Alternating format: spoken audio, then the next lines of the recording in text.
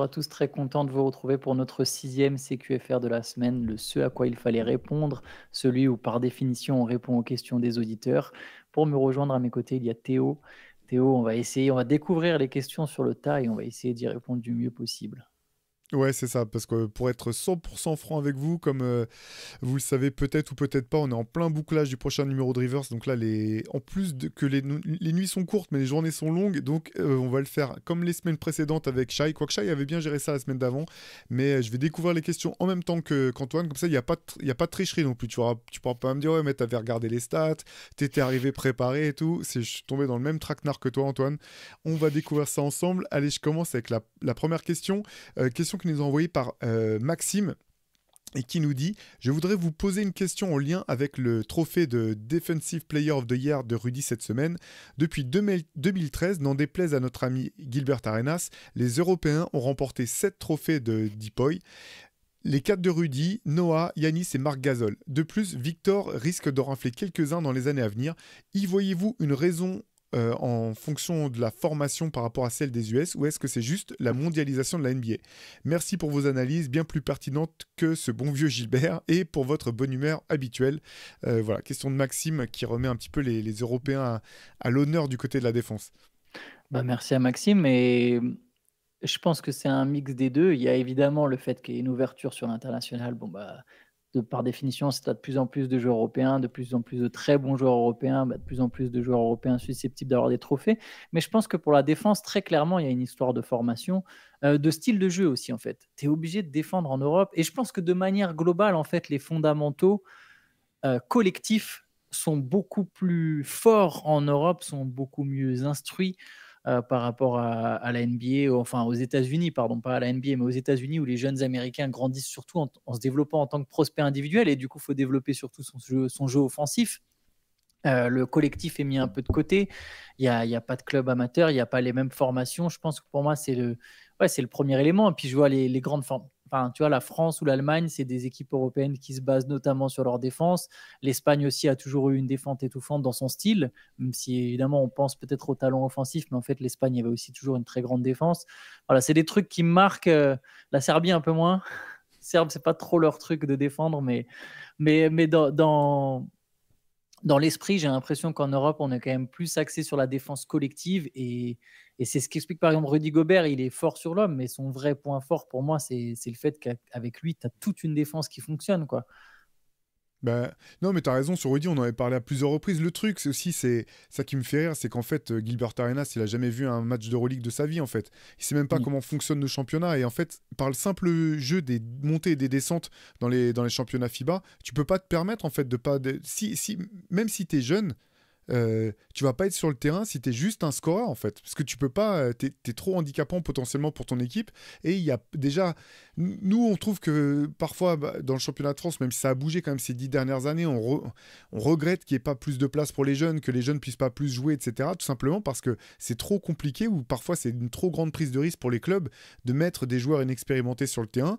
Et donc en fait, si tu as été un jeune pro en Europe, tu sais jouer des deux côtés du terrain. Ça veut pas dire que Luka Doncic était le stopper du Real Madrid quand il jouait à Madrid, mais il pouvait tenir sa place en fait. Sinon, c'est pas. Je trouve que les propos de Gilbert, c'est une telle méconnaissance du basket mondial que c'en est risible. Et effectivement, je veux dire, comme le souligne Maxime assez facilement avec une petite recherche. Enfin, je veux pas minimiser le travail effectué par Maxime pour envoyer sa question, mais si Gilbert avait tapé Deepoy dans Google ou dans Wikipédia, il serait rendu compte que son argument tient pas la route. Donc bon. Du Arenas. Du Arenas, ouais. Il y en a du bon, il y en a souvent du mauvais. Là, c'est vraiment pas terrible, quoi. Allez, j'enchaîne avec une autre question envoyée par Rudy, qui veut parler de Boston. Il dit: la boucherie à l'Est continue. Les Clippers, Lakers ont trépassé. Les Nuggets sont pas loin de la fin, peut-être même d'ici samedi. OKC et Dallas se préparent gentiment à s'étriper. Chaque série régale, c'est incroyable. Si on se tourne vers la conférence Est, Boston semble logiquement favori au vu de sa saison et de son bilan. Boston aurait-il le même bilan à l'Ouest, bien qu'ils aient au final un bilan de 23 victoires pour... il manque un chiffre dans la question, donc dites-nous combien ils ont de défaites contre les équipes de l'Ouest, parce que c'est pas dans la question. Ne voit-on pas Boston trop beau dans une conférence faible? Non, je pense que ça C'est une, reste la meilleure c'est une équipe de question la qui ligue, nous a moi. été envoyée avant la défaite de Boston dans le match 2 face aux Mm. Cavs. C'était juste pour préciser. Ils sont à. C'est 23-7 leur bilan contre la conférence Ouest. Par calcul, là, je viens de te le trouver. Euh, je pense que ça reste la meilleure équipe de la ligue, même s'ils avaient joué à l'Ouest, ils n'auraient pas eu le même bilan, mais je pense quand même que c'est les plus forts sur le papier. Tu vois, ils ont le meilleur 5 majeur. Il y a quand même plein de choses qui fonctionnent. Il y a une rotation que j'aime bien. Je trouve que le banc est pas mauvais personnellement. Quand ils sont au complet, il faut rappeler qu'en ce moment ils jouent sur Porzingis. Quand ils sont au complet, je pense que ça reste la meilleure équipe de la ligue. Par contre, oui, effectivement, eux, ils vont peut-être moins s'employer. Et encore, on a vu, les Cavs sont revenus à un partout. On verra ce que ça donne. S'ils jouaient les Pacers, je serais quand même d'avis de dire que les Celtics sont largement favoris. S'ils jouaient les Knicks qui mènent actuellement 2-0, il y a de fortes chances que les Knicks soient largement diminués. Donc oui, ils ont un chemin assez, pas aisé parce que c'est jamais facile, mais ils ont un chemin plus simple jusqu'au final, donc avec potentiellement peut-être un peu moins s'employer. Maintenant, je me souviens dans la CQFR, moi, il y a un truc que je redoute, c'est ils vont pas avoir. En fait, j'ai l'impression que les Celtics ils vont pas avoir besoin de faire un ajustement majeur ou d'aller puiser dans leurs grandes ressources mentales pour aller jusqu'en finale.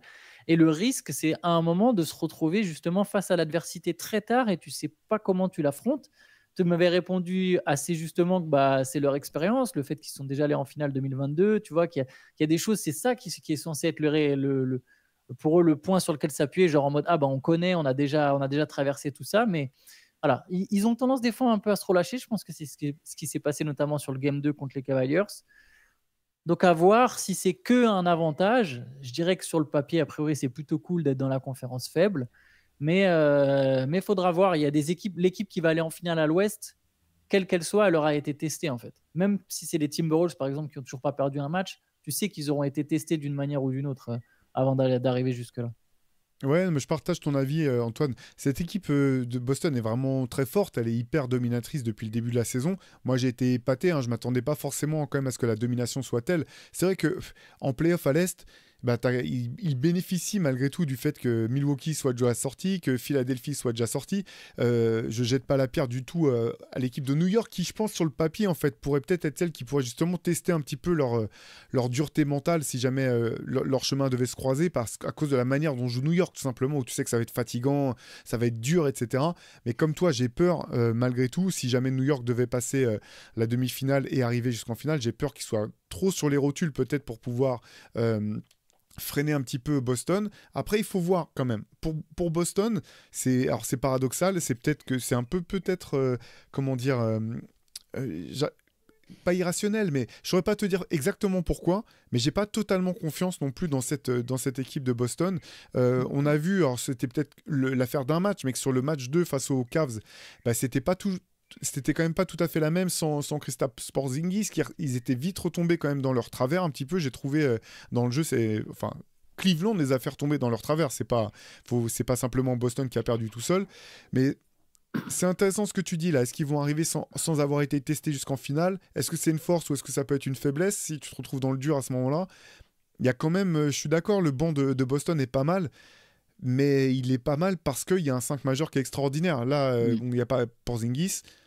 Comme toutes les équipes, tu me dis bien sûr, si tu as un membre du 5 et tu en as deux qui sautent, bah, tu te retrouves en difficulté. Pardon. C'est vrai de toutes les équipes et en même temps, c'est pas aussi vrai de toutes les équipes. Voilà. J'attends de voir. En fait, j'attends de voir. En fait, j'ai hâte de les voir un peu tester en fait pour voir si ce que je te disais plus tôt dans la semaine, si toutes ces expériences acquises au fur et à mesure des années leur ont vraiment permis maintenant de se dire non mais on est déjà passé par là, on sait ce qu'on a à faire, on va le faire, Mm. ou s'ils sont encore un petit peu friables. C'est ce que tout le monde se demande, je pense. Ouais.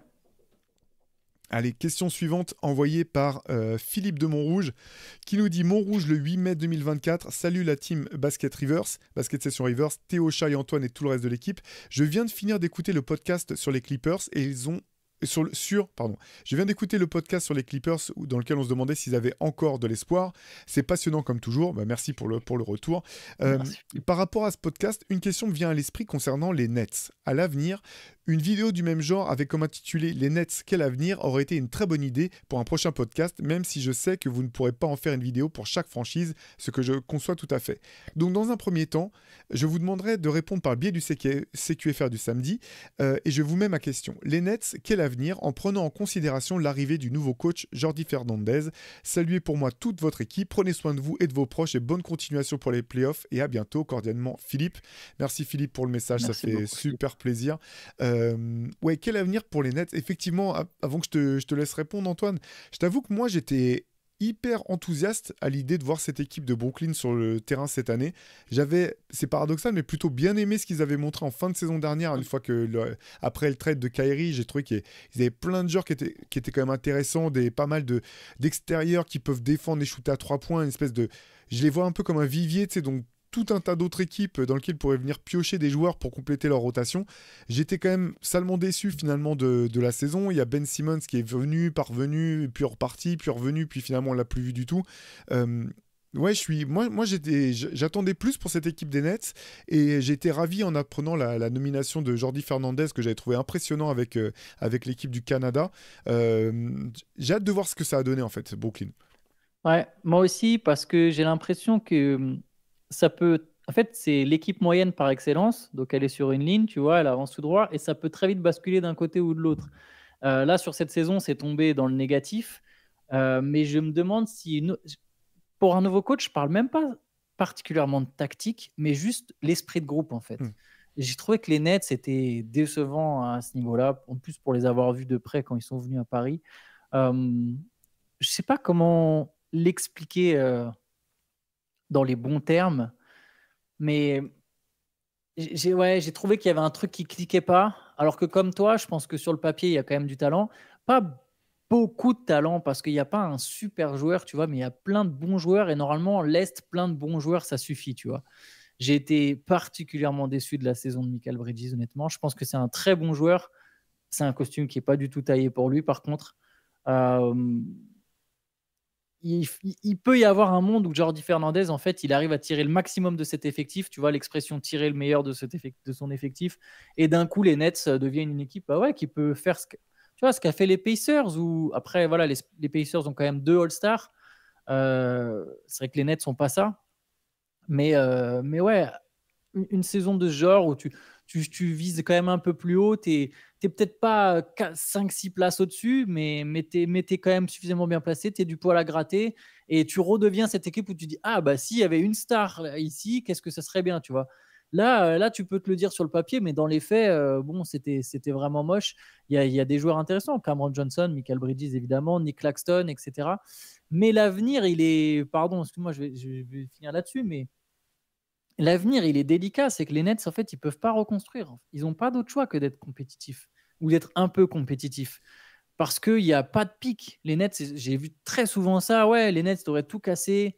Mais non, parce que si tu casses tout, en fait, oui, tu récupères des pics, mais tu récupères des pics d'une autre équipe. Ce n'est pas les tiens. Donc, c'est les pics d'une franchise qui, a priori, en plus, en récupérant un bon joueur, va terminer, je sais pas, assez bien classé. Et tu te reconstruis jamais en ayant 4 choix de draft autour de la 20e position. C'est pas du tout le but. Pour quand tu veux te reconstruire, tu veux à un moment choper le gros lot à la loterie. Et les Brooklyn Nets, je le rappelle, s'ils ont le premier choix de la draft demain, ben c'est pas pour eux. C'est pour les Rockets, ou je sais plus à qui appartiennent leurs picks. J'imagine que c'est les Rockets. Donc, tu peux pas te reconstruire. Tu es obligé de maintenir un semblant de compétitivité.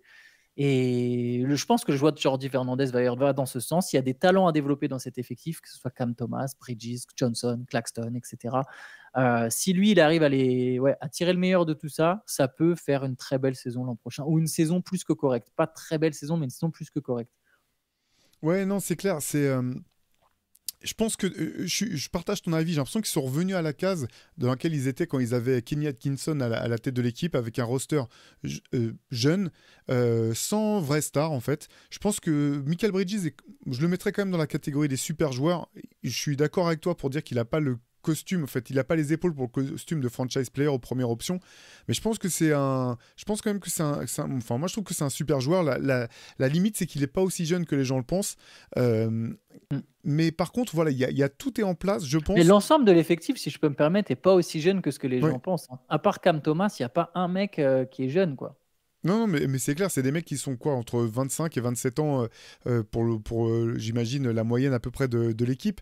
Ce qui est intéressant, en fait, tu parles d'état d'esprit, c'est pour ça que j'ai beaucoup aimé le choix de Jordi Fernandez, c'est quand tu voyais l'état d'esprit qu'il avait créé avec la sélection du Canada, où les mecs jouaient leur rôle parfaitement, il n'y avait pas d'énervement. Bon, c'est plus facile quand tu as Shai Gilgeous-Alexander pour piloter l'ensemble, ça je le dis pas, mais je trouve qu'on a vu qu'il était à même de créer de faire d'une collection de talents qui n'avaient jamais vraiment joué ensemble une équipe. Enfin, je parle pour les stars, parce que certains joueurs ont participé aux campagnes de qualification pour le Canada, bien sûr. Et quand je regarde cette équipe de Brooklyn, je trouve qu'il y a quand même pas mal d'éléments qui sont vraiment intéressants et qui peuvent soit fonctionner ensemble, soit te permettre quand même, en les envoyant à des endroits bien précis pour aller récupérer des choix de draft bien précis, te permettre de reconstruire au fil de l'eau. Par contre, ça va pas être un chambardement d'une saison sur l'autre. Je regardais un petit peu les choix de draft qu'ils ont.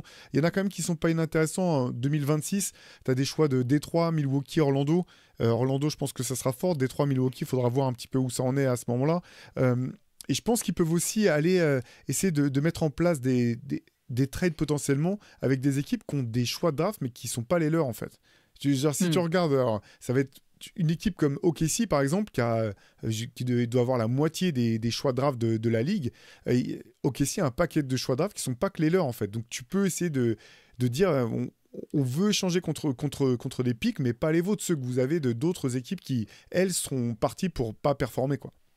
Ceux de 2026, par contre, c'est des seconds tours, hein, c'est pas un premier tour. Ils n'ont pas un Ah bon, premier autant pour tour de moi. Détroit. Ouais, Ah oui, t'as mais raison, par t'as raison. contre, je suis d'accord sur le fait que tu peux, ou même si c'est pas des tours de draft, ça peut être aussi, par exemple, Bridges, comme c'est un vétéran, tu peux peut-être au moins récupérer un jeune semi-prometteur. Tu n'auras pas les jeunes stars de demain si tu dé... Je sais toujours pas à quoi penser de cette rumeur comme quoi il pouvait récupérer Jalen Green et les 4 tours de draft. J'y crois pas. J'y crois Ça me vraiment semble pas, trop, hein, honnêtement. franchement. Je vois vraiment pas pourquoi les Rockets proposeraient ça, même si c'était au moment où Jalen Green était en difficulté, en fait, ça n'a pas de sens de te séparer de ton joueur de 22 ans et de 4 tours de draft pour un mec qui va en avoir 28 et qui fait une mauvaise saison et qui a moins de 20 points par match, moins de 45% au tir. Tu vois, ça n'avait vraiment aucun sens. Donc, je crois pas du tout à cette rumeur. Mais par contre, Bridges, ou tu vois, tu peux aller chercher, je sais pas, un jeune qui est un peu intéressant, pas les top picks, pas les Scoot Anderson, pas les mecs comme ça, mais tu pourrais essayer de trouver des talents où tu te dis, bah, lui, Jordi Fernandez, il va en faire vraiment un mec très fort, tu vois, ou un mec fort.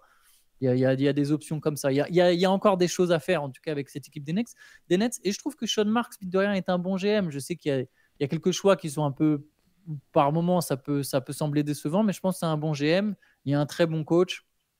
On verra ce qu'il donne en NBA en tant que coach principal, mais j'y crois beaucoup à Jordi Fernandez.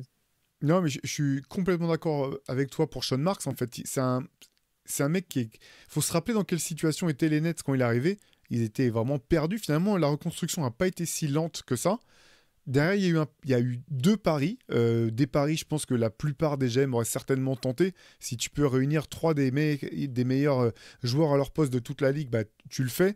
Je pense qu'ils avaient conscience que c'était un pari. C'est un pari qui n'a pas fonctionné. Là, j'ai l'impression qu'ils ne repartent pas d'aussi bas finalement. La situation est moins catastrophique. Donc moi aussi, je suis plutôt optimiste. Et il y a une question, en fait, vraiment, mais bon, peut-être qu'il faut arrêter de se la poser, en fait. Mais il y a quand même toujours le cas Ben Simmons, où tu sais toujours pas, en fait, si il reste un joueur là. Je parle pas de retrouver le Ben Simmons qui était first team All Defense ou ce Ben Simmons là, mais pour le coup il est pas si vieux que ça.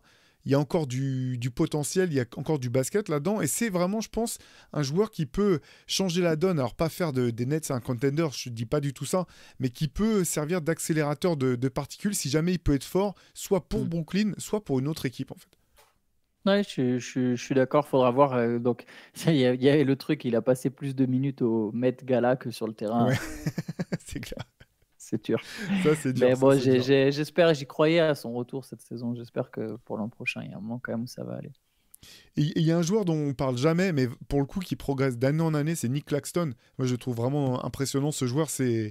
je pense un joueur qui est précieux pour Brooklyn et qui peut ou qui devrait en tout cas intéresser plein de joueurs, plein d'autres équipes parce que c'est vraiment.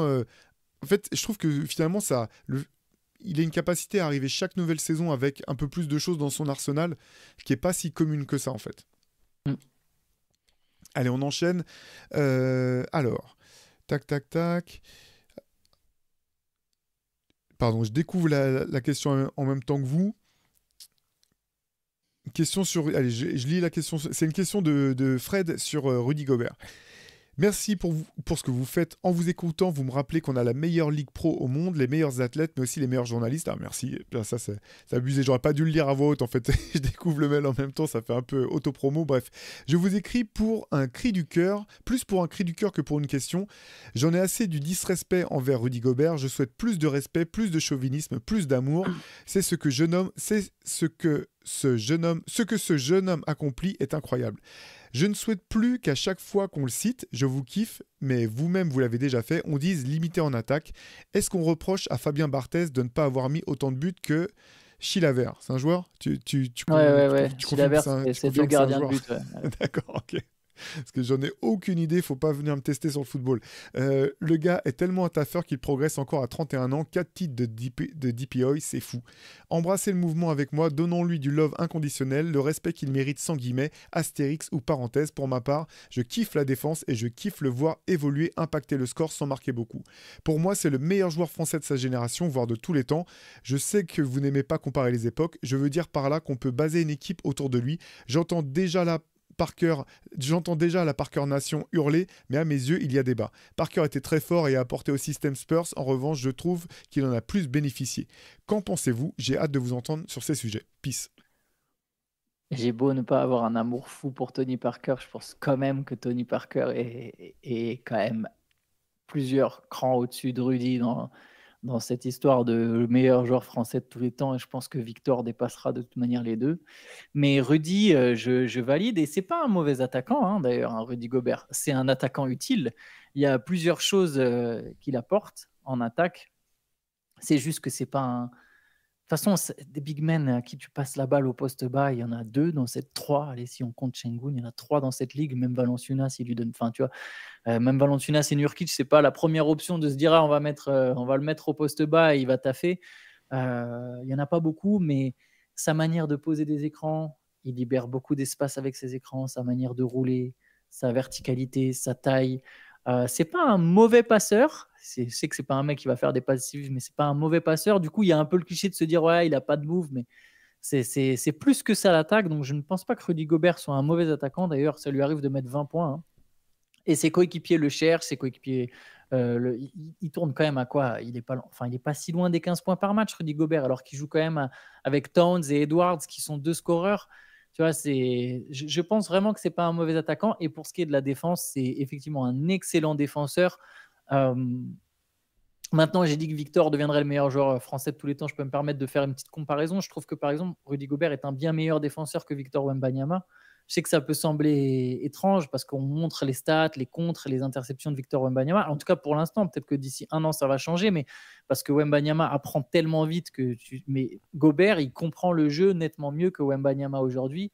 Et s'il ne fait pas autant de contres, c'est aussi parce qu'il n'a pas toujours besoin. C'est un mec qui arrive à éteindre plusieurs joueurs à la fois. Tu le disais une fois d'ailleurs dans un CQFR, lui aussi, on pourrait faire une compile hein, où tu vois les mecs qui attaquent pas le cercle parce qu'il est là. Il comprend tout ce qui se passe et très vite, en une fraction de seconde sur le terrain. C'est quand même le truc des grands joueurs. Effectivement, il mérite beaucoup de respect. Après, il a aussi des lacunes qu'on peut souligner, mais il mérite beaucoup de respect. Et de toute façon, ce qui se passe aux Timberwolves est aussi le fruit de Rudy Gobert. Cette équipe a été quand même bien ridicule avant Rudy Gobert. Alors évidemment, je pense que le principal atout des Timberwolves, c'est quand même l'évolution d'Anthony Edwards. Mais Gobert a une vraie place là-dedans. Et si Minnesota brille, c'est aussi grâce à lui. Ouais, Surtout grâce à lui. Ce qui est étonnant, c'est de voir à quel point c'est un joueur clivant en fait, parce que même en France, t'as l'impression qu'il y a soit les gens l'adorent, soit ils ont du mal à le supporter. Même on le lit à travers vos commentaires parfois, où soit vous nous dites qu'on a raison de souligner les choses positives qu'il fait, soit on nous dit qu'on est qu'on est trop chauvin, qu'on en fait trop. En fait, ce qui est dommage pour le jeu offensif de Rudy, je vais faire une comparaison. Je sais pas si tu vas me suivre, Antoine. En fait, je lisais l'autobiographie d'un grand champion de Jiu-Jitsu qui s'appelle Rickson Gracie et il parle du Jiu-Jitsu invisible.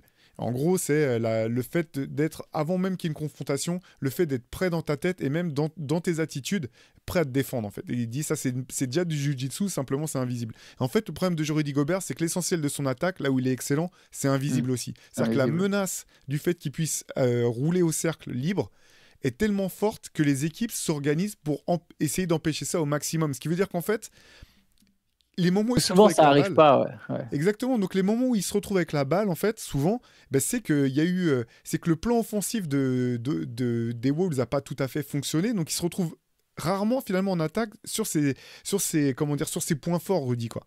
Je sais pas si tu vois ce que je veux dire. Je vois. Et en fait, cette partie-là, elle est pas identifiable par tout le monde, cette partie-là. Voilà, c'est pas pour dire que, enfin, pas pour dire que les amoureux lambda de basket peuvent pas le saisir, mais si on leur explique pas ça, s'ils ont pas conscience de ça, ils se rendent pas compte en fait du menace offensif que représente Rudy. Et c'est un petit peu la même chose avec les fameux screen assist. Alors je sais que par exemple Zach Lowe, on a marre qu'on parle de screen assist, il trouve que maintenant on en fait trop autour de ça, mais c'est l'action offensive par comment dire, par définition, où tu vois pas le rôle qu'il a en fait. Tu vois juste un grand qui pose un écran et derrière tu vas donner crédit soit au mec qui a fait la passe décisive pour le mec qui va marquer, soit à celui qui a marqué le panier et lui tu l'oublies en fait, mais il fait partie aussi de cette équation. Donc Rudy Gobert, je trouve qu'en attaque c'est vraiment un joueur atypique. Bien sûr tu pourrais espérer que parfois il ait une panoplie un peu plus développée. Trucs, voilà, ouais. t'es un go-to move où tu dis bon bah dans telle situation il va se reposer là-dessus. Il se trouve que c'est pas ça. Et comme toujours, en fait, tu vois, finalement, j'ai le même discours qu'avec un joueur comme Russell Westbrook. Tu peux pas espérer. Il y a combien de joueurs qui ont toute la panoplie, en fait? Il y en a. C'est les mecs dont on parle pour le trophée du GOAT. Il y en a 4 dans tous les temps, peut-être. Et même, tu peux aller chipoter en disant ouais, mais Magic, il défendait pas si bien que ça. Même ces mecs-là, tu peux leur chercher des failles, en fait, dans le jeu. Donc, Jordan, c'est pas un énorme shooter à 3 points. Alors, c'était pas son époque, tu vois, mais tu peux, pour chaque mec, bien sûr. exactement. Et donc Rudy, je comprends en fait que tu dises bien sûr, c'est même c'est même pas Victor Wembanyama en attaque, Rudy Gobert. Par contre, il y a tout un tas de choses qu'il apporte que personne d'autre apporte quasiment. Et donc il faut faire avec les forces et les faiblesses de chaque joueur. Je comprends que parfois ça agace et je l'avais dit une fois, mais je pense que franchement, je pense que c'est vrai. Il y a ce côté un petit peu d'élite sale gueule du grand en fait. Le basket, c'est quand même toujours perçu comme un sport de grand. Et quand tu vois le plus grand sur le terrain qui arrive pas, qui échappe un ballon, qui arrive pas à remettre dedans, tu dis ah mais il est nul lui, juste parce qu'il est très grand. Mais basket, c'est, enfin voilà, c'est pas ça quoi. Tu vois ce que je veux dire? Tu dis ça, c'est ce que tu disais quand tu étais en Benjamin et que tu voyais le plus grand de ton équipe qui ratait un lay-up, tu dis ah il est trop nul et tout. Mais on n'en est pas à ce stade-là. Par contre, bon, ça aussi on a déjà parlé pas mal Antoine, mais je continue parfois de pas comprendre en fait pourquoi il y a tant d'acharnement en fait autour de Rudy, notamment par les autres joueurs en fait. Tu vois, c'est ça qui m'étonne le plus. C'est pas tant le grand public, c'est quand c'est de la part d'autres joueurs NBA, c'est là que ça m'épate le plus. Mais parce que je pense que les autres joueurs eux-mêmes, ils ont pas. Tu vois, tu parlais de ce qui est difficile à capter. Je pense qu'il y a des joueurs pour qui c'est aussi difficile à capter l'impact qu'il a. Après, c'est une question d'attitude. Il y a eu des éléments, tu vois, des trucs qui sont passés. Mais moi aussi, un peu comme toi, je suis un peu en mode. C'est quand même bizarre. Parce que ceux qui le côtoient, au final, finissent par bien. Enfin, tu vois, l'aiment bien, tu vois. Edwards a l'air d'avoir un profond respect pour Rudy Gobert, tu vois. Mais ouais. Après, honnêtement, alors nous, on n'est pas potes avec Rudy, c'est pas ça, mais pour avoir eu l'occasion, bah, toi et moi, de faire plusieurs fois des interviews avec lui, c'est un mec c'est quand même dur de pas l'apprécier, je pense, quand tu le connais. Ouais, C'est un mec qui est simple, qui a pas du tout la grosse tête, qui est discret, en fait. Et il y a ça aussi, tu sais, je pense que il y a quand même, je pense, ce truc un petit peu de regretter d'un côté qu'on te mette pas en avant pour ce que tu fais bien, et en même temps, pas donner suffisamment de billes aux gens pour pouvoir te faire comprendre qui tu es. Et j'ai trouvé que c'était intéressant, là, sur la fin de saison, il a accordé plusieurs interviews, ce qui n'était pas souvent le cas. Il y en a une vraiment intéressante avec JJ Redick notamment. Je me demande s'il n'y a pas aussi la volonté d'inverser un petit peu cette tendance, quoi. Ouais, de se faire connaître, partager un peu sa personnalité, ce qu'il a vécu. Il y a aussi son truc sur Player Tribune, etc. Ouais. Ouais, c'est clair. Allez, une autre question, on reste sur les Wolves, une question qui concerne Anthony Edwards, la communication, et Karl Anthony Towns. Donc cette question qui nous est envoyée par Nelson, On parle évidemment beaucoup du talent d'Anthony Edwards sur le terrain, mais je suis aussi très impressionné par sa communication et sa personnalité en dehors du terrain. En conférence d'après le Game 2, un journaliste a demandé à Kat ce que ça faisait de finalement être reconnu pour ses qualités défensives et de ne plus être vu comme un stat stuffer, donc quelqu'un qui remplit la feuille de stats mais sans que c'est vraiment d'impact. Mais Edwards a directement pris la parole pour défendre Karl Anthony Towns. Il a expliqué que personne ne le voyait comme un joueur de ce type-là et qu'il savait depuis son arrivée au Timberwolves que Karl Anthony Towns était un excellent défenseur, qu'il avait en fait juste besoin de se concentrer un peu plus sur cet aspect du jeu. Perso, je vois Kat comme un mauvais communicant, on dirait un éléphant dans un magasin de porcelaine, et là Edwards a été magistral parce qu'il défend son gars et évite à Kat des réponses hasardeuses. C'est pas la première fois d'ailleurs qu'il le fait, et derrière Kat, on ne sent même pas le besoin de répondre directement à la question du journaliste. Il accepte la réponse d'Edwards, comme la sienne, comme celle de son leader en fait. Du coup, ma question c'est, Edwards ne serait-il pas une espèce de numéro 1 parfait pour un gars comme Kat? Est-ce que vous avez quelques échos supplémentaires sur la relation que les deux entretiennent en dehors du terrain? Merci pour votre travail, une nouvelle fois, signé Nelson. Merci Nelson. Je sais pour ce qui est la dernière partie de la question, la relation entre Edwards et Katz, je ne sais pas trop, mais ce qui est sûr, c'est qu'Edwards, de manière générale, il est ultra respecté par ses coéquipiers. C'est le plus jeune parmi les cadres, hein, il a 22 ans et pourtant c'est déjà leur chef. Je veux dire, c'est le leader de cette équipe, c'est le modèle qu'ils suivent. Je trouve même que la personnalité de cette... On dit souvent, tu vois, qu'une superstar, sa personnalité influe sur le reste de l'équipe. On le voit pour Shai Gilgeous-Alexander. On le voit aussi des fois quand c'est pas bien, tu vois, pour ce qui est un peu des Clippers, tu vois, pour le coup, où tu sens qu'il n'y a pas trop de leader, etc. On se pose la question parfois pour les Celtics, tu vois, de savoir est-ce que cette équipe, comment Tatum, il les rend meilleurs. On peut le voir pour Bronson, on voit qu'il y a tout le côté guerrier, ça vient de lui. Là, ce qui se passe à Minnesota, tu as l'impression que ça découle aussi vachement justement d'Edwards. Il a une confiance en ses coéquipiers, il leur montre, et du coup, tout le monde se fait confiance, tu vois. C'est un peu comme Tim Duncan, tu vois, de se dire, ah bah, mais si lui, il écoute le coach, bah, je vais écouter le coach. Bah tiens, si Edwards, il fait confiance à machin, je vais lui faire confiance. Si lui, il nous fait confiance, on va tous se faire confiance. Et moi, c'est vrai que ça devient très dur de ne pas aimer Anthony Edwards quand même. Il y a, au-delà du joueur fantastique à avoir joué, le mec est drôle. Alors, des fois, il s'est perdu sur quelques trucs, mais il est quand même drôle, tu vois. Et en plus de ça, il a une espèce de maturité, même dans le jeu d'ailleurs, maturité dans le jeu et maturité dans la vie. Il a une histoire quand même folle. Hein. Je ne sais pas si tu connais un peu son histoire, mais Non, pas vraiment en fait. bah, sa mère est décédée quand il avait 14 ans et sa grand-mère qui l'élevait du coup dans la foulée est décédée, je crois, 6 mois après. Donc en fait, Edwards, il est livré à lui-même. C'est ses grands frères, dont un qui s'appelle Antoine et une qui s'appelle Antoinette. Il y a eu quand même un délire entre Anthony, Antoine, Antoinette. Enfin bref, c'est eux qui l'ont élevé et ouais, maturité folle du gars, quoi. Du coup, oui, il a 22 ans, mais il a vécu des choses, quoi, clairement. Moi, j'aime beaucoup le bonhomme, franchement. Je sais plus si j'ai répondu à la question du coup, mais voilà ce Bah, que je pense sur Edwards.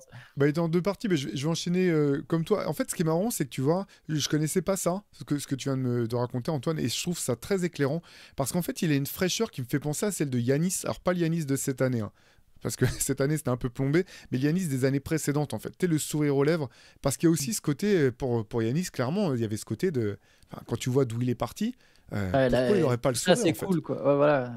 Exactement, c'est un des meilleurs athlètes de la planète, il est bien payé, il joue, enfin, il fait ce dont il avait toujours rêvé. Quand tu vois les parcours de vie, tu dis c'est normal qu'il ait sourire, quoi.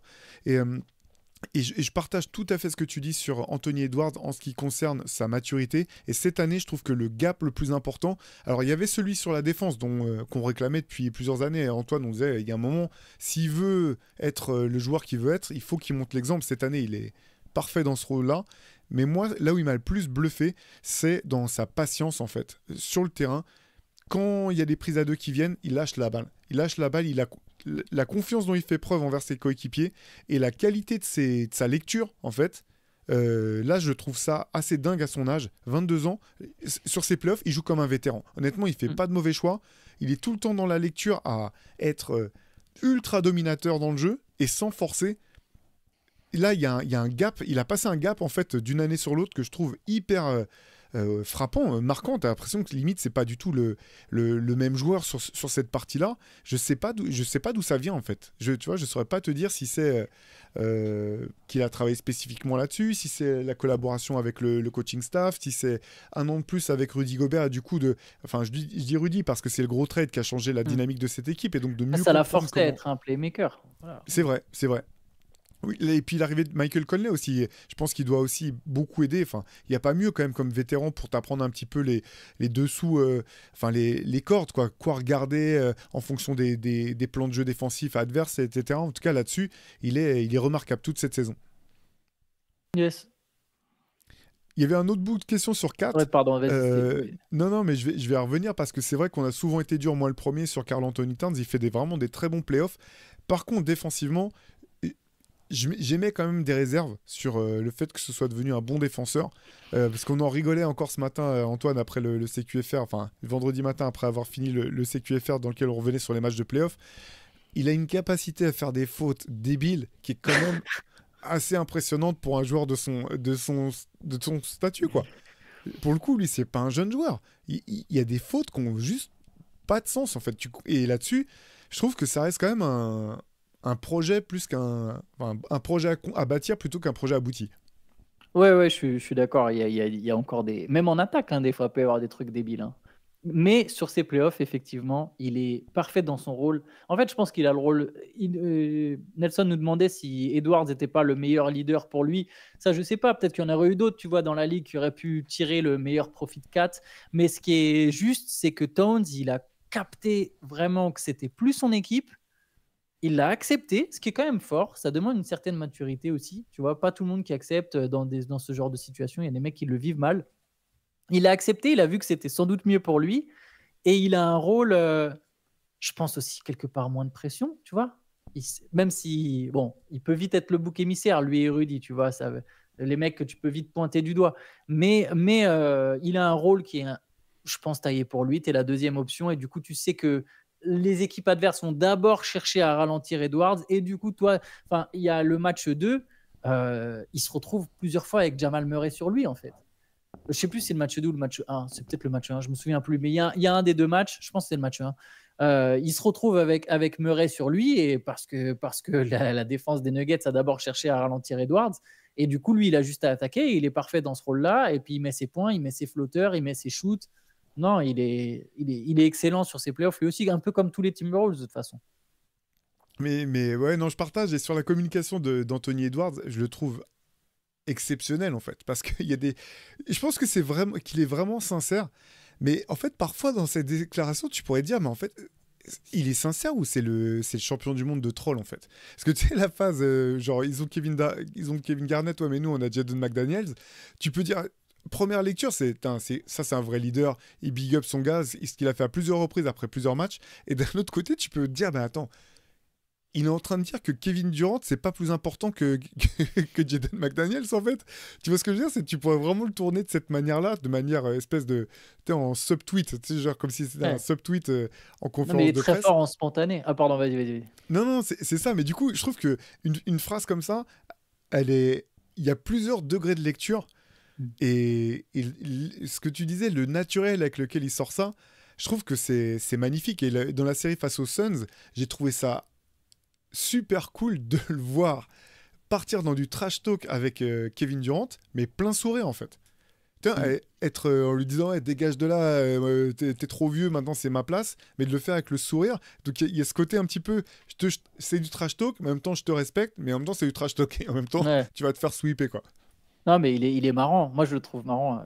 Et il est très bon, c'est vrai qu'il est très bon. Je pense aussi notamment, tu sais, les comparaisons avec Michael Jordan, il y en a de plus en plus. Il y avait d'abord le côté physique, le côté aérien, bref, maintenant il y a tout ce truc-là. Et il a été très bon parce que c'est une déclat toute bête, hein, mais il a dit non, mais il faut arrêter de me comparer, c'est le meilleur joueur de tous les temps. Et en fait, bim, en une phrase simple, il a mis fin au débat. C'est une phrase très simple à sortir, tu vois, mais il y en a qui ne sauraient pas comment répondre dans ce genre de situation. Tu vois, lui, voilà, toujours très spontanément, il a le bon truc à dire. Et... Non, il est cool, Anthony Edwards. Il doit être marrant à interviewer d'ailleurs.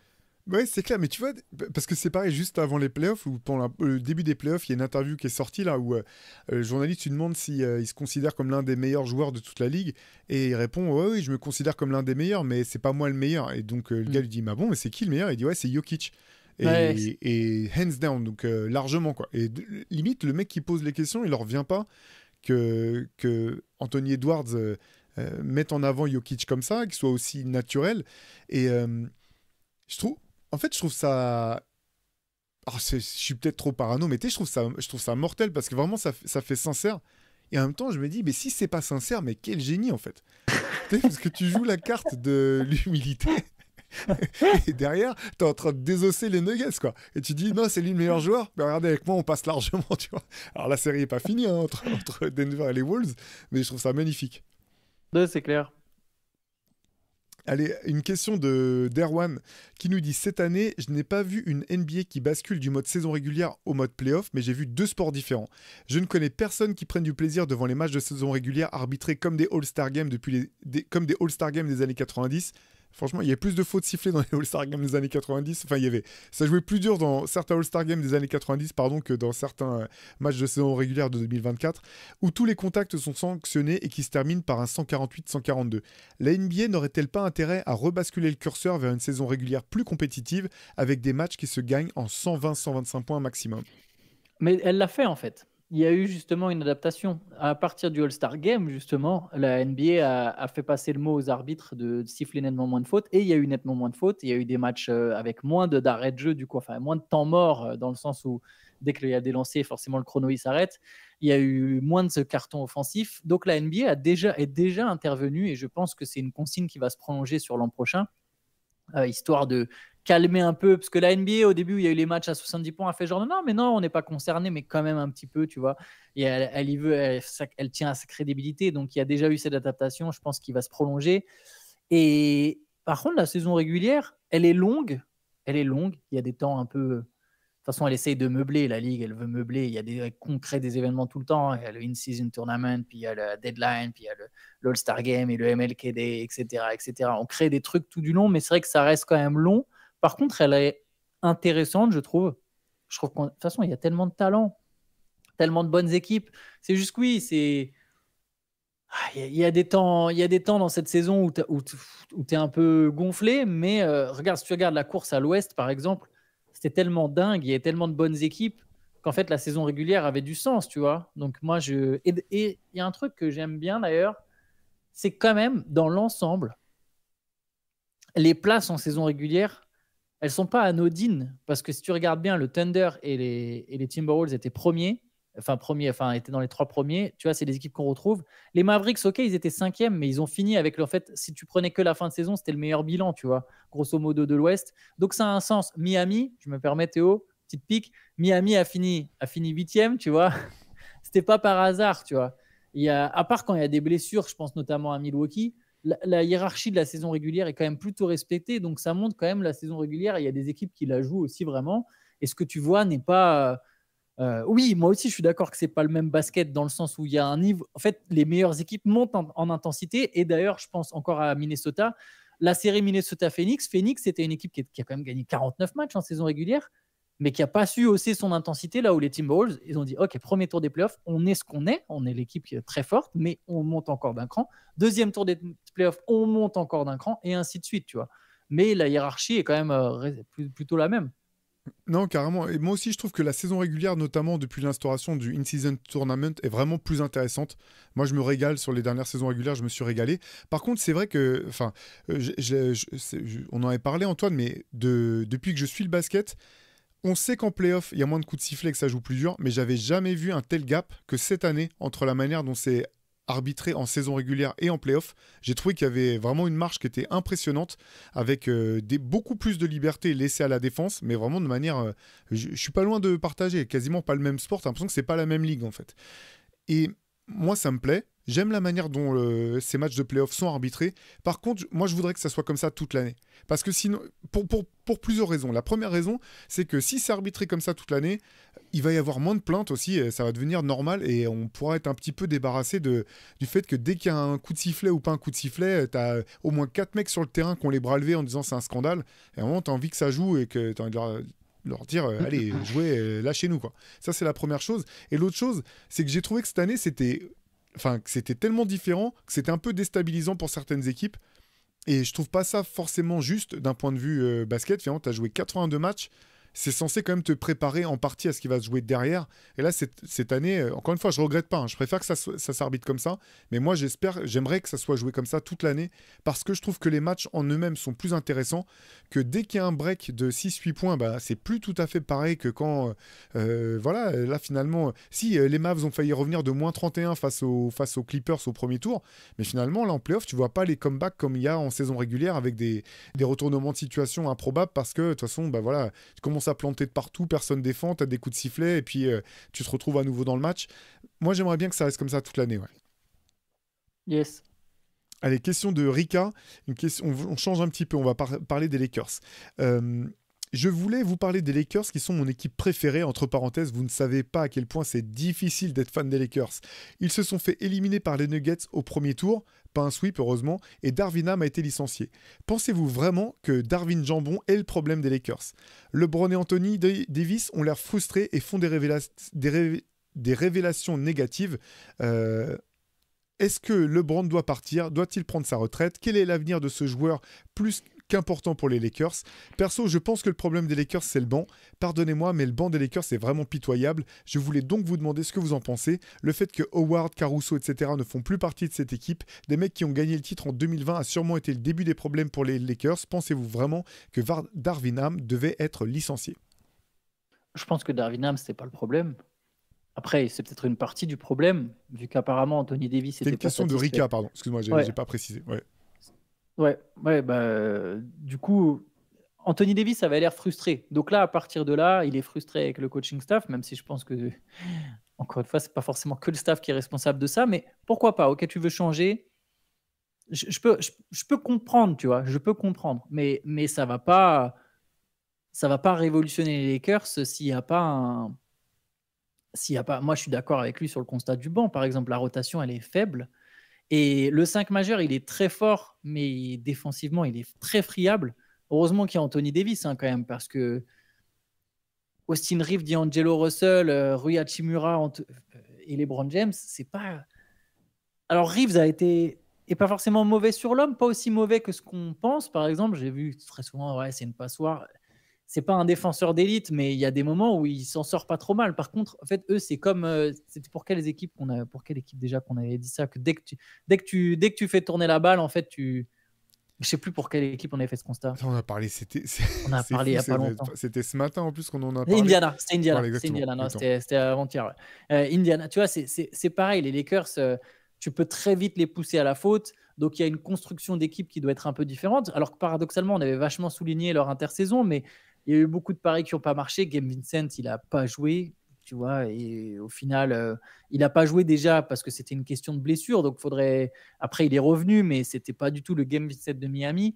Il y a des joueurs qui n'ont pas passé forcément le cap non plus attendu. Et même Reeves, que moi je voyais très très haut, même si je pense qu'il n'est pas toujours mis dans les bonnes dispositions, je pense que les Lakers devraient quand même se séparer de D'Angelo Russell. Il n'a pas fait une mauvaise saison, D'Angelo Russell. Il a même été très bon par moment. Mais c'est souvent les bas courtes, un peu comme ça. Russell Reeves, je pense que ça ne peut pas marcher en fait. Ça peut marcher que jusqu'à un certain stade. Et c'est pour ça que pour moi, c'était irréaliste au possible de penser que les Lakers, c'était une équipe qui était candidate au titre en fait. Ça n'avait pas de sens pour moi. Et encore une fois, on revient, ils sont à leur place, tu vois.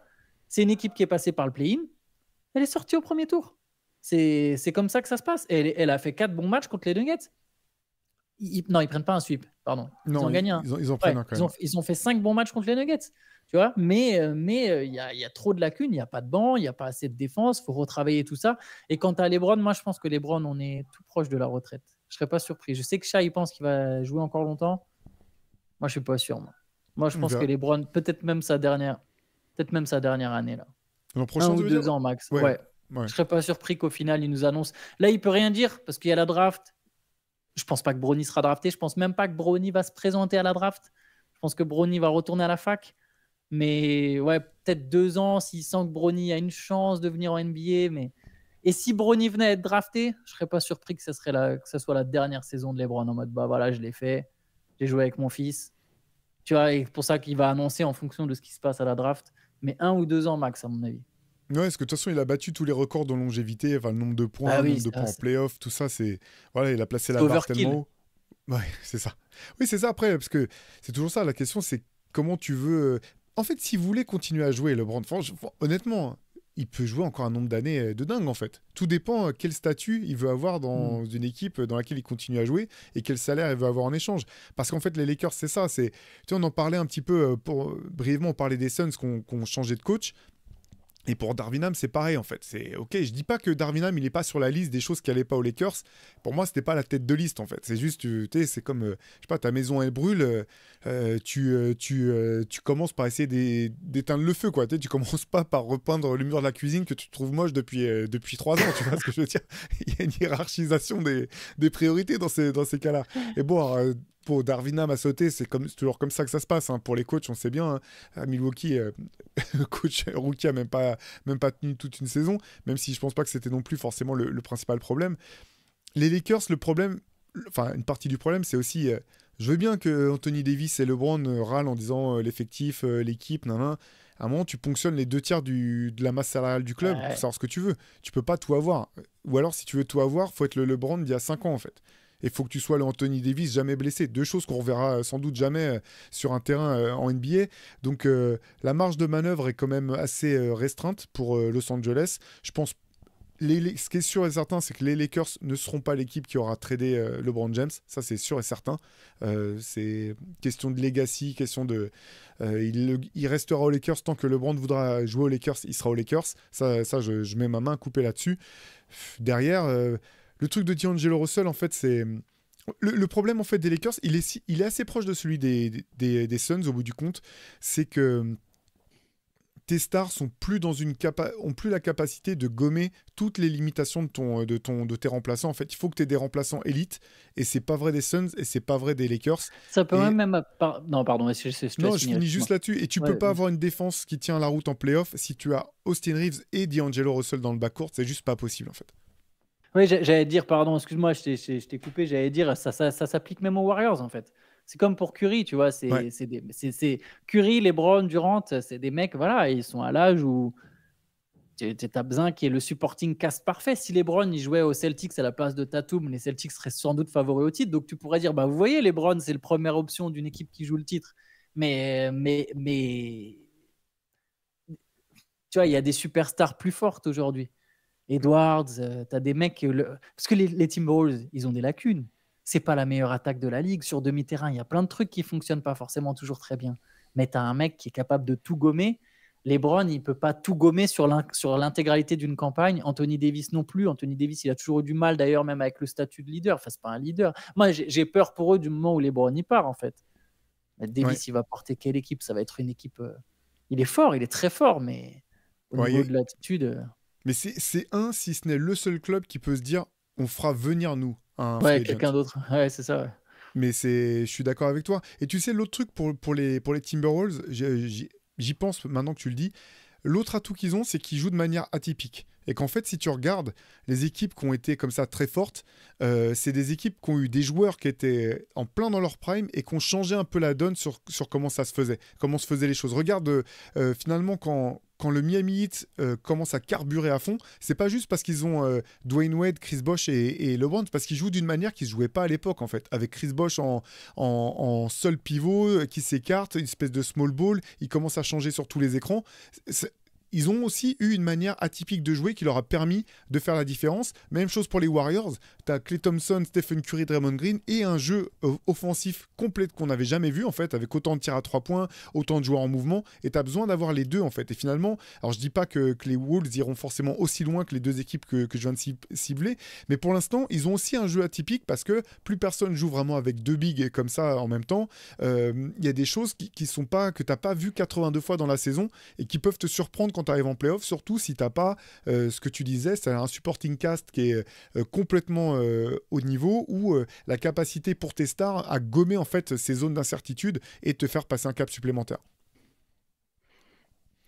Allez, on va passer sur une autre question complètement qui nous a été envoyée par tac, il n'y a pas de signature. C'est dommage. Alors, je ne sais pas quel est le nom. Alors, pardon. Par Grace Hill, ou E-A-L-E, je ne sais pas comment ça se prononce. Désolé, je vais le prononcer Grace Hill. Une question qui nous a envoyée de Kinshasa en RDC. J'aimerais avoir votre avis sur Jaylen Brown, s'il est à la hauteur de son contrat, comparativement par exemple à ce qu'on va faire Ant depuis le début des playoffs. Bah, ils sont pas au même niveau, mais le contrat, je sais que c'est facile de juger un joueur par rapport à son contrat, mais un contrat, c'est pas qu'une question de niveau de jeu, en fait. Un contrat, c'est tout un contexte. Il y a des franchises qui savent pertinemment que leur joueur ne vaut pas forcément le contrat qu'elles lui offrent, mais si elles n'ont pas une autre opportunité pour remplacer ce mec, elles ne peuvent pas se permettre de faire autrement que lui proposer ce contrat. Donc les Celtics, c'était acquis que Jaylen Brown, en tant que deuxième option de cette équipe, en tant que deuxième star qui a grandi, qui a été drafté par cette équipe et qui grandit aux côtés de Tatum, même si parfois leur association, on se demande quelle est la synergie, etc. C'était sûr qu'il allait avoir ce contrat. Donc oui, il n'est pas aussi fort qu'Anthony Edwards, mais qu'est-ce que tu veux faire quand tu es Boston? Tu vois, ils ont essayé Kevin Durant, ça n'a sans doute pas marché. Qu'est-ce que tu fais? Tu le signes, tu ne vas pas le laisser partir pour rien. Si aujourd'hui, tu enlèves Jaylen Brown à cette équipe, même s'il y a Kristaps Porzingis, bah, cette équipe, elle est moins forte, tu vois. Elle est forte avec Jaylen Brown. Et du coup, bah, ils ont besoin d'avoir Jaylen Brown. Et lui, il a besoin de jouer de la meilleure manière possible, d'être le meilleur Jaylen Brown possible. Et on l'a déjà vu l'être en playoff. Il a déjà été très bon. D'ailleurs, je pense que c'est leur meilleur marqueur actuellement depuis le début des playoffs. Il a 23 points et 53% de réussite au tir quand même, par exemple, Jaylen Brown. Donc oui, j'espérais à un moment qu'il devienne un peu plus un joueur proche de Jimmy Butler ou Paul George, tu vois, capable de cocher plusieurs cases. Je pense qu'il n'aura jamais vraiment le playmaking. Je pense que ça ne sera jamais vraiment un joueur de cette catégorie, tu vois, ce sera toujours un joueur. Et si à un moment, Boston, ça ne marche pas, je suis quasiment sûr que c'est lui qui sautera, tu vois. Si à un moment, si les Celtics ne gagnent pas là, dans les 2 prochaines années, bah, peut-être que ouais, ils se diront, bah non, mais en fait, ça ne marche pas, on a besoin d'un autre joueur avec Tatum. Tatum, on y croit, il est très fort, on a besoin de prendre un autre mec avec, et Jaylen Brown sera celui qui saute. Mais pour l'instant, ils vont tenter d'aller gagner avec lui. Ouais. Non, mais je suis d'accord avec toi. De toute façon, pour le salaire, c'est simple.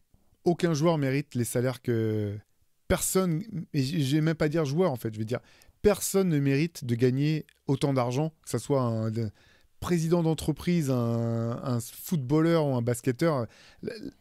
Il faut enlever, en fait, faut remettre tout dans son contexte, tout est relatif, en fait. Personne ne mérite de gagner autant d'argent. Le cas d'un joueur comme Jaylen Brown, c'est simplement il était en position de demander autant d'argent.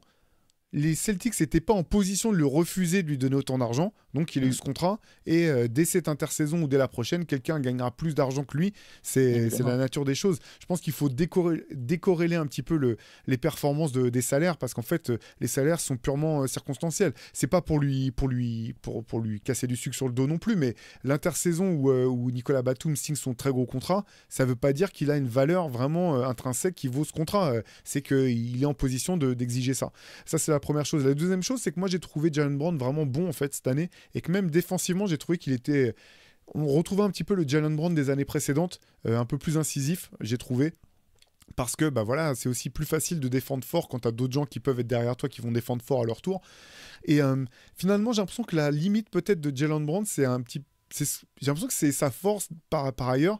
C'est quand tu regardes jouer les Celtics, tu peux avoir l'impression qu'il est un peu déconnecté de ce qui se passe autour de lui. Et tu vois... parfois, t'as l'impression que c'est un petit peu pas un soliste, mais c'est l'électron libre dans le machin, quoi. Exactement. C'est un puncher, en fait. Quelle que soit la situation, il va chercher à puncher, notamment en attaque. Et donc, ça peut être problématique si tu cherches à retrouver du lien. Ça peut aussi te sortir de situations difficiles. On se rappelle de matchs en playoff où c'est lui finalement qui a porté un peu la baraque quand Jason Tatum était en difficulté. Donc voilà, moi je trouve qu'il fait une bonne saison. La saison des Celtics, c'est pas facile à évaluer non plus d'un point de vue individuel parce qu'en fait, il y a tellement de talent dans le 5 majeur que les choses se diluent un petit peu et que la pression est monstrueuse. Les attentes, elles sont énormes quand même. Là, enfin, c'est quand tu es à ce point devant, finalement, tout ce que tu fais bien, plus personne le note. On note que tes faiblesses, que les moments où tu flanches un peu. Donc ils peuvent pas se rater en fait cette année, Boston, s'ils veulent poursuivre sereinement pour la suite. Mais non, moi, je trouve à sa place Jaylen Brown. Je partage. Allez, une dernière question peut-être, avant de refermer ce CQFR qui nous est envoyé par Julien, qui nous dit « J'ai une question pour les Spurs. Victor Wembanyama J'ai dit une question pour les Spurs ? Alors, si c'est une question pour les Spurs, il faut l'envoyer aux Spurs. J'ai une question sur les Spurs. Victor a beau vouloir apprendre. Il affirme également être au quart de ses capacités. Qu'est-ce que vont faire les Spurs à l'intersaison pour donner à manger à notre Frenchie mort de faim ? Sinon, quel meneur semblerait pour vous le bon bail pour faire des pick and roll de l'enfer avec lui ? C'est marrant, j'ai l'impression d'avoir répondu souvent à cette question. Ou en tout cas, dans des late sessions, ou etc.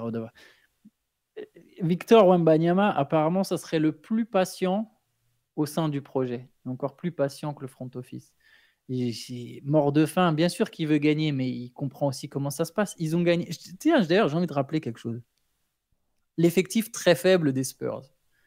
Cet effectif, sans Victor Wembanyama, ils ont gagné 22 matchs. Avec Victor Wembanyama, ils ont gagné 22 matchs. Tu passes pas de 22 matchs à 50 victoires. Il y a des étapes, il y a un processus. Ça sert à rien de vouloir absolument accélérer le processus. Victor Wembanyama, je pense qu'il apprend très vite. Je pense que l'an prochain sera un All-Star. Je ne serais même pas surpris qu'il soit à 26, 27 points par match.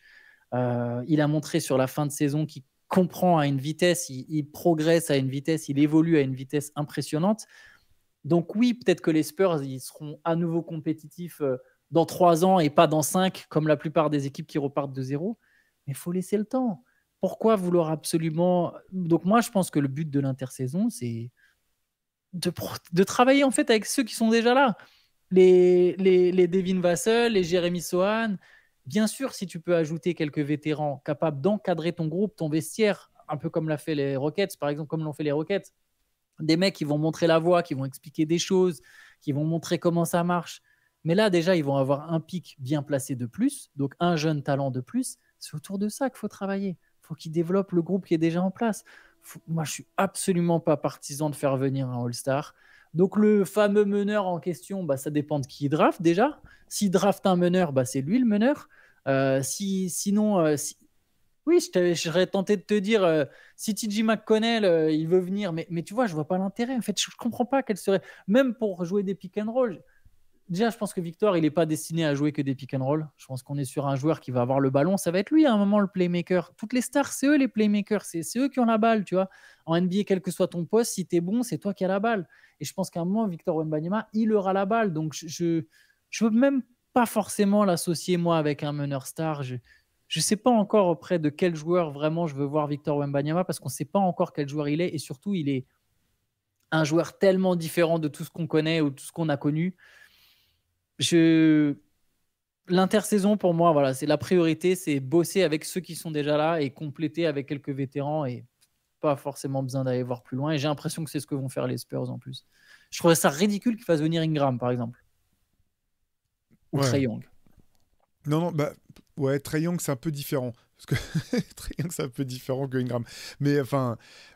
En fait, ils vont pas le faire, mais Trae Young, je pourrais plus comprendre peut-être parce qu'en fait, tu vas générer plus de jeux. Pour moi, c'est pas forcément une réponse à court terme en fait. Dans le sens où c'est pas ce qui va te faire. Je m'exprime mal, je vais réexpliquer. Ce que je veux dire, c'est que en fait, pour moi, si tu fais venir Trae Young dans cette équipe des Spurs, ça veut pas dire que tu joues les playoffs à tout prix et que tu veux absolument passer un cap en fait. C'est que tu vas avoir un jeune joueur qui est fort, qui a des qualités, mais Trae Young change pas la vie des Spurs en fait, de mon point de vue, s'il venait l'an prochain. C'est ça que je voulais dire. Mais je suis curieux d'avoir ton avis là-dessus, Antoine. Par contre, les attentes seraient différentes. Je vois ce que tu veux dire, mais je pense que si les Spurs ils font Trae Young, donc ça veut dire qu'il lâche quoi, 4-5 tours de draft. Donc en fait, tu n'as plus d'avenir. Ah oui, non, ton non, mais ils avenir, feront pas c'est ça. le Je fait suis que ouais, d'accord. ouais, tu vois? Mais Non, je si crois que c'était le c'était cas, juste. Oui, oui, pardon. OK, juste purement hypothétiquement sur le jeu, Ouais. qu'est-ce que est-ce que ça signifie qu'ils visent les playoffs ou que pardon, ou Oui, non, à pardon. quel Effectivement, du coup, quand tu as mentionné les triangles, j'ai pas du tout pris en compte la monnaie d'échange parce qu'en fait, mmh, bien sûr, je suis totalement d'accord avec toi de ce point de vue-là. Ça n'a pas de sens pour moi, pour les Spurs, de gaspiller quelque part leur avenir pour faire venir Trae Young. Je parlais juste imagine d'un pur point de vue basket. Si tu peux rajouter Trae Young, tu gardes tes choix de draft. Imagine ouais, ouais, scénario juste il vient improbable. gratuitement et Juste en agent libre, ouais, voilà. voilà, exactement. Bah, je pense que ça te permet de développer d'autres choses sans forcément que ça fasse de toi un prétendant direct au playoff. En tout cas, c'est pas comme ça que je le vois, quoi. Moi, je pense pas que Trae Young, il suffira à faire progresser. Enfin, l'équipe a gagné 22 matchs, quoi. Je le répète. Après, oui, Trae Young plus une éventuelle ascension fulgurante de Wembanyama plus Vassell, oui, là, peut-être que ça jouerait les playoffs. Mais je vois ce que tu veux dire. Moi aussi, je pense pas que c'est forcément euh, l'arrivée de Trae Young serait pas forcément en mode ah bah regardez, on joue absolument pour être compétitif maintenant. Je suis d'accord avec toi. Par contre, en fait, ça serait perçu comme tel. Et du coup, Ça, je suis d'accord. des jeunes joueurs seraient obligés de répondre à des questions. Bah, pourquoi vous êtes à 35, 39 pourquoi vous êtes derrière machin? Pourquoi ça marche pas? Tu vois. Et d'un coup, c'est différent. Et Trae Young, il est jeune, mais moi, je préfère l'idée de se dire il reste pour l'instant aligné. Après, c'est vrai que Trae Young, au final, quand Wembanyama sera dans son prime, Trae Young sera sans doute C'est encore la dans son même. prime, tu Ouais. vois. C'est plus ou moins la même génération. Il y a quand même quelques années d'écart, tu vois. Il doit y avoir quoi, 5 ans d'écart. Trae Young, il doit avoir 25, 26 ans maintenant. Ouais, mais, Mais ça reste une fenêtre qui oui, est plus que correcte, quoi. je suis d'accord, qui est plus ou moins la même. Euh, à la limite, lui, pourquoi pas. Mais la monnaie d'échange, clairement, je veux dire, faut pas oublier que les Spurs, ils lâcheraient au moins un de leurs jeunes, au moins un, voire plusieurs, parce qu'il faut de toute façon équilibrer les salaires, et un paquet de pics, quoi. Et je Ouais. trouve que Dejounte Murray, très mauvaise idée aussi, selon moi, tu vois. Il y a le côté, ah, c'est un ancien Spurs, il défend. Je sais pas, j'aime pas le jeu de Dejounte Murray en fait. Je suis pas objectif, j'allais dire. Le pire, c'est que je l'ai pas assez vu jouer, donc peut-être que je raconte des bêtises et ceux qui connaissent mieux les Hawks, mais en même temps, vous êtes quoi, 15 en France? La balle perdue, Ah, non, hyper pardon, c'était gratuite. gratuit. Tu sais, le mec, il reconnaît que non seulement il les regarde pas, mais en plus, il chambre la fanbase, quoi. Le gars a vraiment aucune limite. Mais non, mais honnêtement, les matchs des Hawks que j'ai vus, c'est un bon joueur, Dejounte Murray, mais je sais pas, c'est Mais quand même une sélection de tirs ultra dégueulasse, quoi. c'est ce qu'on s'était dit quand ils l'ont tradé, en fait. On s'est dit, de toute façon, lui, il va pas te changer ta vie, en fait. Mm. Donc, si tu peux récupérer un max d'assets en échange, tant mieux, parce que tu augmentes tes chances de pouvoir choper Wembanyama, et derrière, tu vas choper des draft picks, et tu pourras en faire ce que tu veux, en fait. Soit les garder, soit les échanger. Donc oui, je partage tout à fait ton avis. En fait, ce qui est fou, c'est que j'ai l'impression que les Spurs, ils ont été super honnêtes dès le départ sur ce qu'ils voulaient faire. Et que tout le monde a projeté des choses sur eux en disant ouais c'est pas normal, Popovic sait plus ce qu'il fait, faut arrêter avec ceci avec cela. Ils ont jamais dit qu'ils voulaient gagner un max de matchs cette année. Bien sûr quand ils sont sur le terrain ils veulent gagner des matchs, c'est pas la question se pose pas.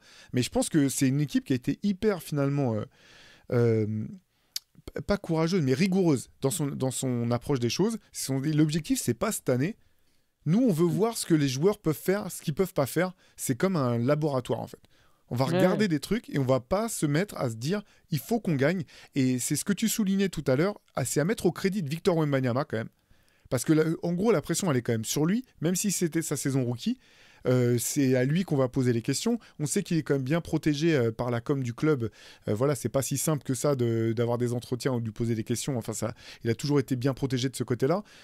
Mais moi, je pense que c'est hyper cohérent ce qu'ils sont en train de faire. Il n'y a pas d'urgence et l'an prochain, il n'y aura pas d'urgence non plus. À Et partir ils de la vont troisième progresser année, naturellement. ils vont progresser naturellement, ils vont faire des choix de draft, ils prendront ce qu'il faut, enfin, ils garderont ce qu'il faut garder, ils feront des échanges. Moi, j'ai confiance, cette équipe, elle fonctionne trop bien depuis 20 ans pour qu'ils se mettent à dysfonctionner maintenant qu'ils ont un des plus grands potentiels voilà, de ces 50 dernières années. Et pour ce que tu disais, tu sais, sur le gap passé d'une équipe à l'autre, d'une année à l'autre, avec Victor, c'était 22 victoires, sans Victor, c'était 22 victoires, avec lui, c'est 22. C'est pas du tout la même situation que quand ils ont récupéré David Robinson ou encore plus Bah, quand ils ont récupéré Tim Duncan. Où là, tu avais une équipe qui était prête à performer en fait. Qui mm. avait, si vous écoutez le Hoop Culture de dimanche avec Pierre, on reparle un petit peu de saison rookie historique et à un moment, voilà, je rappelais que simplement les Spurs quand ils récupèrent Tim Duncan, il y a un coup de hasard avec la blessure de David Robinson, qui est orchestré ensuite par San Antonio, qui se dit bah, ça sert à rien qu'on le fasse revenir, autant qu'on tank au maximum parce qu'il y a ce power forward incroyable qui arrive à la draft. Ils arrivent à le choper et du coup, ils sont tout de suite performants parce qu'ils ont déjà toute l'ossature. Là, à San Antonio, il n'y avait pas l'ossature pour carburer avec Victor. Mais regarde, imagine si tu avais mis Victor à OKC. Je Ah pense bah que ouais. l'équipe, elle aurait cartonné aussi. Si tu l'avais mise, tu vois, dans une équipe comme ça, et encore OKC, ils étaient finalement ils étaient bien plus performants que l'étaient les Spurs avant l'arrivée de Duncan. Donc je pense quand même que c'est un joueur qui aurait fait passer un cap à pas mal d'équipes. Juste, c'était pas l'objectif des Spurs cette saison. Et voilà, moi je trouve que c'est... il y a... enfin, ils sont dans une situation qui est rare en fait. Ils n'ont pas de pression quoi. Il y, a... il y en a pas beaucoup des années Il comme n'y en a ça en pas fait. encore. Il n'y en a pas encore, ça que je veux dire. Mais là, ils n'avaient pas de pression cette année. Il n'y en aura certainement pas encore l'an prochain. Troisième année, il faut que tu commences à avoir des résultats. C'est comme ça que ça se passe. C'est là qu'il y a les prolongations de contrats rookies. C'est là qu'il y a quand même tout un tas de choses qui se mettent en place. Et c'est important, malgré tout, d'avoir profité de ces 2 premières saisons justement pour voir qui tu dois garder, qui tu peux évacuer, comment tu vas préparer la suite en fait. Ouais, je valide complètement tout ce que tu as dit. D'ailleurs, je pense qu'il y aurait trop de. En fait, ça demanderait trop. Si par exemple là, les Spurs voudraient être absolument compétitifs, ça rejoint ce que tu dis. Il y a trop de mouvements à faire en fait dans l'effectif. Et l'effectif, il n'est pas prêt à être compétitif. Donc, il faudrait que en un été, tu bouleverses tout. Mais du coup, tu bouleverses tout et il faut que tous les joueurs ils apprennent vite à jouer ensemble. Ah, c'est trop compliqué. Et tu sais, d'un point de vue purement stratégique, enfin, tu dis, attends, là, tu as Jokic, MVP de la saison. Il est encore, tu peux dire, il est encore dans son prime. Ok. Tu as les Wolves qui sont en train de monter en flèche. Tu as Luka Doncic qui a même pas encore peut-être commencé son prime. Là, il y a une génération dans la conférence Ouest qui est énorme, en fait. Tu veux tout miser maintenant et te manger tous ces mecs-là quand ils sont tous dans leur fenêtre de prime, ou tu dis, attends, dans 2 ans, attendons de voir ce que Denver fera. Dans 2 ans, bah, on verra les Wolves finalement. Qu'est-ce qu'ils ont fait de 4? Est-ce qu'ils ont trouvé. Est-ce que vraiment ça marche ou pas? Tu sais, dans 2 ans, il y a un tri, peut-être une espèce de sélection qui sera déjà faite par elle-même dans la conférence Ouest. Là, je pense que c'est. Limite, cette année, c'était une des pires équipes, une des pires années. C'est un peu le cas des Clippers en fait. C'était une des pires années pour essayer de faire un coup parce qu'il y a juste trop d'équipes trop fortes. Non, c'est clair. Allez, on verra la suite plus tard. Je te propose de refermer la page là-dessus, Antoine. Il y Yes. avait encore pas mal de questions. Merci pour toutes vos questions. On est désolé, on n'a pas le temps de toutes les poser, mais on n'hésitera pas à en reposer d'autres à l'avenir.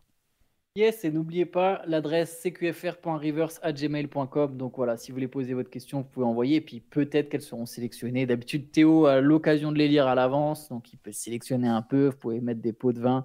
Euh, je sais pas comment ça marche, des pots de vin par mail. Des virements PayPal peut-être. Mais Ouais, c'est ça. Allez sur le OnlyFans d'Antoine et envoyez de l'argent. ouais, écoutez, sur ces belles paroles, sur ces très belles paroles, sur ce très beau conseil, on va tous vous souhaiter un bon week-end et on se retrouvera lundi. N'oubliez pas, le dimanche, il y a le Hoop Culture qui est disponible, Pierre Armand, Théo. Donc voilà, et checkez ça. Et d'ici là, bonne journée. Ciao, ciao. Bon week-end, ciao.